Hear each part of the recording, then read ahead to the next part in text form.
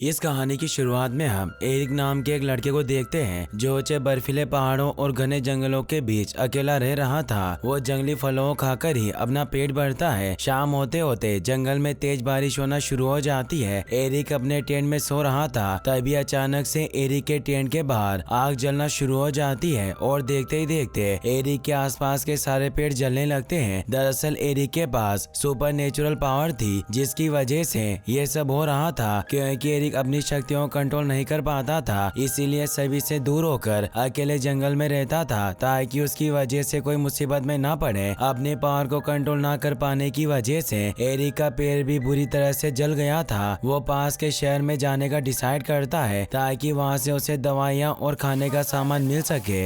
Eric पास के शहर में पहुंचकर चुपके से एक घर के अंदर घुस जाता है, जहाँ पर वो घर के अंदर मौजूद फर्स्ट एड से अपने पैर के जख्मों पर पट्टी बांधता है और कुछ खाने का सामान अपने पास रख लेता है। एरिक सालों के बाद पहली बार अपने बड़े हुए फेशियल हेयर को भी छोटा करता है और फिर इसके बाद वो घर से बाहर आकर जंगल की तरफ वापस लौट जाता है। रास्ते में एरिक को कुछ शरारती बच्चे बुली करने लगते हैं। एरिक उन्हें समझाता है कि उसे दूर रहे और उसे वहाँ से जाने दे, पर वो बच्चे एरिक की बातों को ज्यादा सीरियस नहीं लेते और उनमें से एक लड़का एरिक का कॉलर पकड़ लेता है। लेकिन एरिक को पकड़ते ही आश्चर्यजनक रूप से वो लड़का वहीं पर नीचे गिर जाता है और मारा जाता है। उस लड़के के साथी ये सब देखकर बुरी तरह से डर जाते हैं और वहाँ से भागने लगते हैं। कुछ समय बाद ही शहर के पुलिस ऑफिसर एरिक को उस लड़के के खून के केस में पकड़ लेते हैं। अगले सीन में हम क्रिस्टीन नाम की एक साइकोलॉजिस्ट को देखते हैं जो हॉस्पिटल में काफी ज्यादा दुखी थी, क्योंकि वो हॉस्पिटल में किसी मेंटली डिस्टर्ब पेशेंट की मदद करने के लिए आई थी, लेकिन वो उसकी मदद नहीं कर पाती और उसकी जान चली जाती है, जिसका जिम्मेदार क्रिस्टियन खुद को मान रही थी। अब एरिक को गिरफ्तार करने वाले पुलिस ऑफिसर क्रिस्टियन को कॉल करके उसे एरिक का केस समझने के लिए बुलाते हैं, क्योंकि एरिक दिखने में उन्हें एक साइकोपैथ लग रहा था। क्रिस्टिन जब एरिक के पास उससे पूछताछ करने के लिए जाती है तो एरिक बिल्कुल भी कंफर्टेबल नहीं होता, क्योंकि वो क्रिस्टिन को नहीं जानता था और न ही उसे क्रिस्टिन के ऊपर विश्वास था। क्रिस्टिन जल्दी एरिक की प्रॉब्लम समझ जाती है और उसे सबसे पहले कंफर्टेबल फील करवाती है। एरिक जब रिलैक्स हो जाता है तो क्रिस्टीन को अपनी सुपर पावर दिखाना शुरू करता है, जिसमें सबसे पहले वो क्रिस्टीन के बालों को ऊपर हवा में उड़ाकर और फिर पानी को अपने हाथों से कंट्रोल करके दिखाता है। एरिक अपनी पावर दिखाकर क्रिस्टीन को समझाना चाहता था कि उसने उस लड़के को नहीं मारा, बल्कि वो लड़का खुद ही उसके संपर्क में आने की वजह से मारा गया। क्रिस्टीन को एरिक की सुपर पावर जब काफी नहीं लगती तो सिर्फ अपने हाथों के स्पर्श से टेबल को जलाना शुरू कर देता है, जिससे पूरी बिल्डिंग में हीट पैदा होने लगती है और बिल्डिंग का इमरजेंसी अलार्म बजने लगता है। क्रिस्टीन यह सब देखकर पूरी तरह से डर गई थी। बिल्डिंग के इमरजेंसी अलार्म की आवाज से एरिक को काफी ज्यादा प्रॉब्लम हो रही थी, जिससे एरिक की पावर आउट ऑफ कंट्रोल होना शुरू हो जाती है। लेकिन इससे पहले कि एरिक पूरी बिल्डिंग को डिस्ट्रॉय करता, क्रिस्टीन एरिक को शांत होने में मदद करती है और आज पहली बार एरिक अपनी शक्तियों को कंट्रोल कर पाता है। अगले सीन में हम अमेरिकन एम्बेसी के ऑफिसर्स को देखते हैं जो एरिक के बारे में पता चलने के बाद उसे अपने साथ ले जाने के लिए आए होते हैं ताकि वो एरिक की शक्तियों पर एक्सपेरिमेंट कर सके। क्रिस्टीन एम्बेसी के ऑफिसर्स को ऐसा करने से मना करती है क्योंकि एरिक उनके लिए प्रॉब्लम बन सकता था, लेकिन वो क्रिस्टीन की बातों पर ज्यादा ध्यान नहीं देते और एरिक को बेहोश करके अपने साथ हेलीकॉप्टर में वहाँ से ले जाते हैं। हेलीकॉप्टर जब आसमान की ऊंचाई पर पहुँचता है तो वही होता है जिसका क्रिस्टीन को डर था। एरिक होश में आ जाता है और खुद का बंधा देखकर छुड़ाने की कोशिश करने लगता है। हेथवे नाम की लेडी ऑफिसर जो अपनी टीम को लीड कर रही थी, वो एरिक को शांत करने की कोशिश करती है, लेकिन इसका कोई भी फायदा नहीं होता क्योंकि एरिक के गुस्सा होने की वजह से मौसम खराब होना शुरू हो जाता है और आसमान से बिजली गिरने लगती है। एक बिजली जब हेलीकॉप्टर के ऊपर गिरती है तो हेडफोन पहने सारे ऑफिसर्स मारे जाते हैं और अब सिर्फ हेथवे और एरिक की जिंदा बचे थे। हेलीकॉप्टर आउट ऑफ कंट्रोल होकर समुद्र में क्रैश हो जाता है, लेकिन इस दौरान एरिक खुद को आजाद करने में कामयाब हो जाता है और वो हेथवे को अपने साथ हेलीकॉप्टर से निकालकर समुद्र के किनारे पर ले आता है, जिससे उन दोनों की जान बच जाती है। इस घटना के बारे में जब न्यूज चैनलों को पता चलता है तो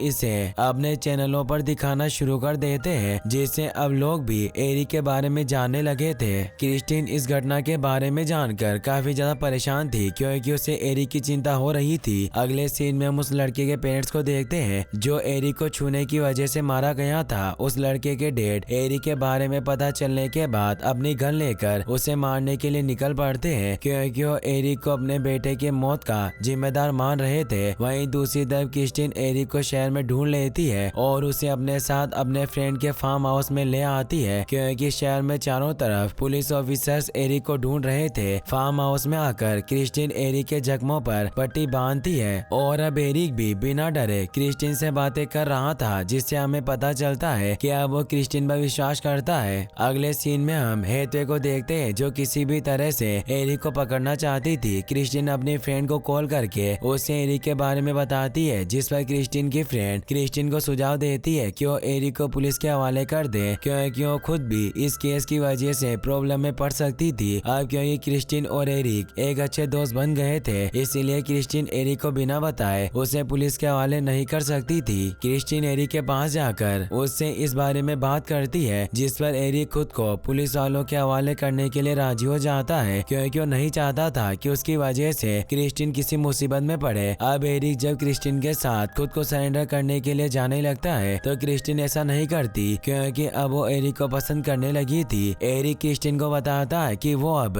अपने उस पुराने घर जाना चाहता है जहाँ वो बचपन से रहा करता था, और वहीं उसे ये सुपर पावर्स मिली थी। एरिक की बात सुनकर क्रिस्टीन अपनी कार से एरिक को लेकर उसके घर की तरफ निकल पड़ती है। रास्ते में क्रिस्टीन जब एक पेट्रोल स्टेशन पर गाड़ी में फ्यूल डलवाने के लिए रुकती है, तो ये देखकर पूरी तरह से हैरान थी कि न्यूज चैनलों में एरिक और क्रिस्टीन को किसी क्रिमिनल की तरह दिखाया जा रहा था, जिनको पकड़ने के लिए पुलिस ऑफिसर्स पूरे शहर में सर्च ऑपरेशन चला रहे थे। क्रिस्टीन जब अपने कार के पास वापस आती है, तो देखती है कि एरिक वहाँ पर नहीं था। क्रिस्टीन परेशान होकर चारों तरफ एरिक को ढूंढने लगती है और जल्दी एरिक उसे मिल जाता है, जो पेट्रोल स्टेशन से कुछ दूर अकेला खड़ा था। क्रिस्टीन एरिक को लेकर अपनी कार से एक बार फिर से उसके घर की तरफ निकल पड़ती है। रास्ते में एरिक क्रिस्टीन को बताता है कि उसे एक अजीब सा विजन आया था, जिसमें उसने एक रहस्यमय पेड़ को देखा। एरिक की बात सुनकर क्रिस्टीन उसे बताती है कि कुछ लोग तुम्हें भगवान का अवतार मानने लगे हैं, और अगर तुम अपनी शक्तियों पर अच्छे से कंट्रोल कर पाओ तो उनके लिए तुम किसी भगवान से कम नहीं होगे। अब एरिक की पावर आउट ऑफ कंट्रोल होना शुरू हो जाती है, जिससे क्रिस्टीन की कार डैमेज हो जाती है और वो दोनों एक ट्रक वाले से लिफ्ट मांगकर उसके साथ आगे के सफर पर निकल पड़ते हैं। अगले सीन में हम हेतवे को देखते हैं, जिसे पूरा विश्वास था कि जरूर एरिक और क्रिस्टीन ब्रिज से गुजरेंगे, इसीलिए वो बहुत सारे आर्मी ऑफिसर्स के साथ ब्रिज की निगरानी कर रही थी। एरिक और क्रिस्टीन जब ट्रक के साथ ब्रिज के पास आते हैं, तो ट्रक का ड्राइवर खुद को बचाने के लिए ट्रक से बाहर निकलकर दौड़ते हुए आर्मी ऑफिसर्स की तरफ भागता है और उनके पास जाकर उन्हें बताता है कि उसने कुछ भी नहीं किया, इसीलिए उसे छोड़ दिया जाए। अब क्रिस्टीन और एरिक भी ट्रक से बाहर आ गए थे, जिन्हें देखकर आर्मी ऑफिसर्स उन दोनों पर अपनी गन तान देते हैं और क्रिस्टीन को बंदी बनाते हुए एरिक को अपने घुटनों के बल बैठकर सरेंडर करने के लिए कहते हैं। एरिक क्रिस्टीन को प्रॉब्लम में देखकर आर्मी ऑफिसर से रिक्वेस्ट करता है कि वो क्रिस्टीन को परेशान ना करे, क्योंकि इसमें क्रिस्टीन की कोई गलती नहीं है। ऑफिसर्स एरिक की बातों पर ध्यान नहीं देते और उसे सरेंडर करने के लिए कहते हैं। क्रिस्टीन को प्रॉब्लम में देखकर एरिक को गुस्सा आना शुरू हो जाता है, जिसे देखते ही देखते आसमान में काले बादल छाने लगते हैं और बीच पर चारों तरफ बिजली गिरने लगती है। ऑफिसर्स ये देखकर पूरी तरह से डर जाते हैं, लेकिन क्रिस्टीन किसी तरह एरिक को शांत कराती है, जिससे मौसम वापस से ठीक होना शुरू हो जाता है। अब एक आर्मी ऑफिसर्स वापस से एरिक को शूट करने की धमकी देने की गलती कर देता है, जिससे एरिक वापस से गुस्से में आ जाता है और उसके आसपास चारों तरफ बिजली गिरने लगती है। ऑफिसर्स ये देखकर बुरी तरह से डर गए थे और अपनी जान बचाकर इधर उधर भागने लगते हैं। अपनी शक्तियों के लगातार इस्तेमाल से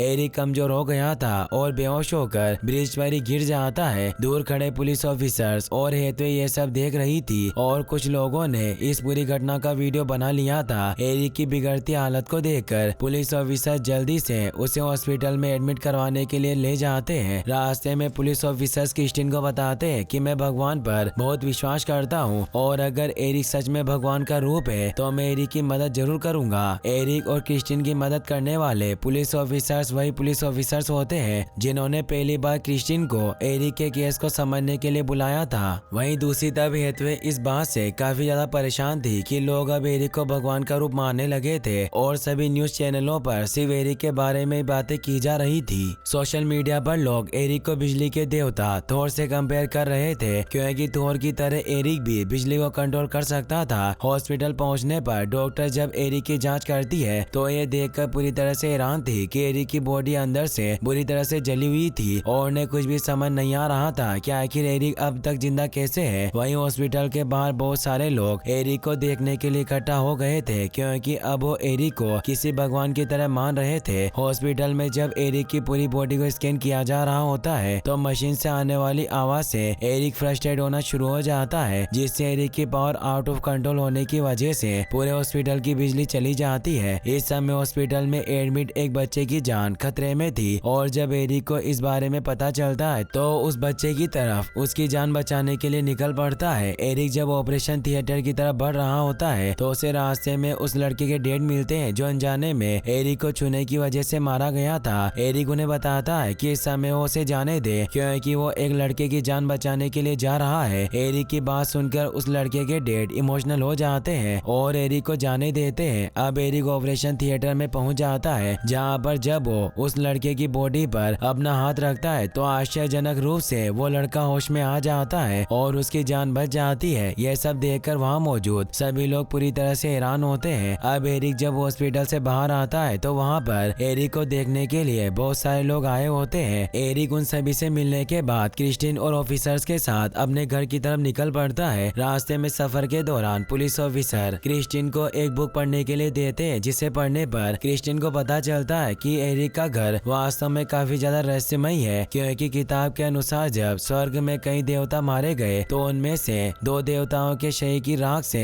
उस घर को बनाया गया था। एरिक जल्दी क्रिस्टिन और पुलिस ऑफिसर के साथ अपने घर पहुंच जाती है। एरिक अपने घर को देखकर पूरी तरह से हैरान था क्योंकि एरिक का घर आग में जल गया था। एरिक अपने घर को बड़े ध्यान से देख रहा था क्योंकि उस घर के साथ एरिक की बहुत सी यादें जुड़ी हुई थी। अब अचानक से एरिक अपने जले हुए घर में एक जगह पर रुक जाता है और वहां से आगे नहीं बढ़ता। पुलिस ऑफिसर और क्रिस्टिन ये देखकर समझ जाती है कि उस जगह पर कोई बात तो जरूर है, इसीलिए किसी तरह एरिक को उस जगह से हटाते हैं। वहीं दूसरी तरफ हेतवे भी अब मिलिट्री के कुछ शार्प शूटर्स के साथ वहां पर आ गई थी और वो उस जगह को चारों तरफ से घेर लेते हैं। हेतवे अपने ऑफिसर्स को आदेश देती है कि अगर कुछ भी गड़बड़ हो तो एरिक को शूट करके वहीं मार गिराए। क्रिस्टिन पुलिस ऑफिसर के साथ मिलकर उस जगह पर खुदाई करवाती है जहाँ पर एरिक अचानक से बैठ गया था। खुदाई में उन्हें एक सिगरेट तहखाने का रास्ता दिखाई देता है, जिसके बाद पुलिस ऑफिसर क्रिस्टिन के साथ तहखाने के अंदर इन्वेस्टिगेशन करने के लिए चले जाते हैं। तहखाने के अंदर वो देखते हैं कि दीवारों पर प्राचीन भाषा में कुछ लिखा गया था और साथ ही उस रहस्यमय पेड़ की पेंटिंग बनी हुई थी जिसके बारे में एरिक अक्सर क्रिस्टिन को बताता रहता था। पुलिस ऑफिसर क्रिस्टिन को बताते हैं कि प्राचीन मान्यता के अनुसार ये वही पेड़ है जिससे जीवन की उत्पत्ति हुई है। तहखाने में उन्हें एक रहस्यमय बॉक्स भी दिखाई देता है जिसे वो बिल्कुल भी हाथ नहीं लगाते और बाहर आकर एरिक को उस बॉक्स के बारे में बताते हैं। एरिक के गुफा में जाने से पहले क्रिस्टिन उसे अपना ध्यान रखने के लिए बोलती है।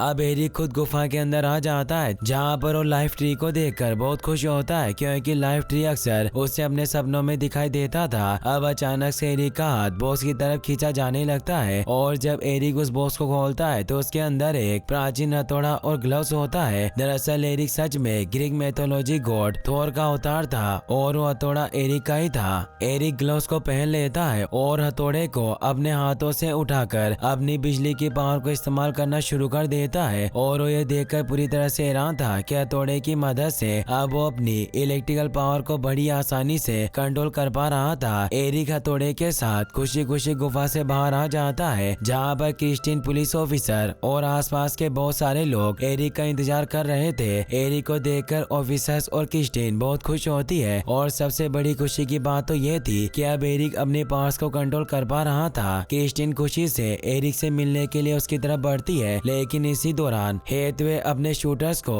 एरिक को मारने का आदेश दे देती है और जब शूटर्स एरिक को शूट करते हैं तो बीच में क्रिस्टिन आ जाती है जिससे गोली क्रिस्टिन को लग जाती है और उसकी वहीं पर डेथ हो जाती है। क्रिस्टिन की डेथ से एरिक बहुत गुस्सा होता है और अपने हथौड़े को आसमान में उछालकर अपने गुस्से को जाहिर करता है। एरिक के गुस्से की वजह से आसमान में काले बादल छाना शुरू हो जाते हैं और जोर जोर से बिजली चमकने लगती है तो यहाँ पर एक और गलती करती है। वो अपने शूटर्स को दोबारा से एरिक को शूट करने का आदेश देती है। शूटर जब दोबारा से एरिक को शूट करता है तो बुलेट एरिक की बॉडी से थोड़ी दूर पर ही रुक जाती है क्योंकि एरिक खुद एक गॉड का रूप था था। अब एरिक अपने हथौड़े से बिजली गिराकर वहाँ मौजूद लोगों पर हमला करना स्टार्ट कर देता है, जिससे कई लोग मारे जाते हैं। एरिक इस समय पूरी तरह से आउट ऑफ कंट्रोल था और कई लोगों को जान से मारने के बाद वो वहाँ से गायब हो जाता है। और इसी के साथ ये मूवी यहीं पर खत्म हो जाती है। गाइस, आपको ये वीडियो कैसी लगी मुझे कमेंट में जरूर बताना। साथ इस वीडियो को लाइक और चैनल को सब्सक्राइब करने के लिए आपका तहे दिल से शुक्रिया। Thanks for watching.